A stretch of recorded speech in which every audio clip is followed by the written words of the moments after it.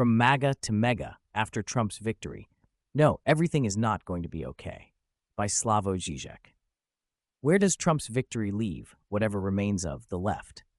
In 1922, when the Bolsheviks had to retreat into the new economic policy of allowing a much wider scope for the market economy and private property, Lenin wrote a short text on ascending a high mountain.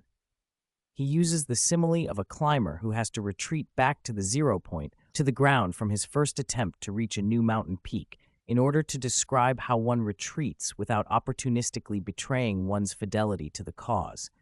Communists, who do not give way to despondency, and who preserve their strength and flexibility to begin from the beginning, over and over again in approaching an extremely difficult task, are not doomed. This is Lenin at his Beckettian best, echoing the line from Worstward Ho, try again, fail better.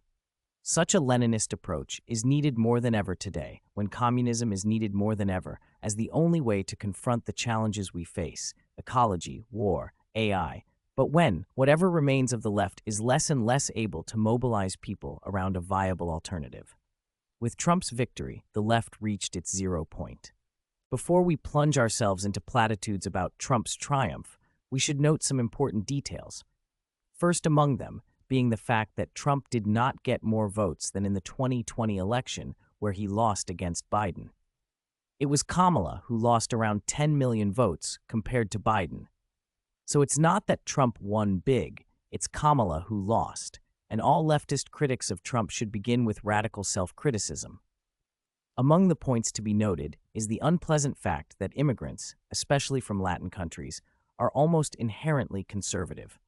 They came to the U.S. not to change it, but to succeed in the system. Or, as Todd McGowan put it, they want to create a better life for themselves and their family, not to better their social order. This is why I don't think Kamala lost, because she is a non-white woman. Remember that 2 weeks ago, Kemi Badenoch, a black woman, was triumphantly elected as the new leader of the British Conservatives. I see the main reason for her defeat in the fact that Trump stood for politics. He and his followers acted as engaged politicians, while Kamala stood for non-politics. Many of Kamala's positions were quite acceptable. Healthcare, abortion. However, Trump and his partisans repeatedly made clear, extreme statements, while Kamala excelled in avoiding difficult choices, offering empty platitudes. In this respect, Kamala is close to Keir Starmer in the UK.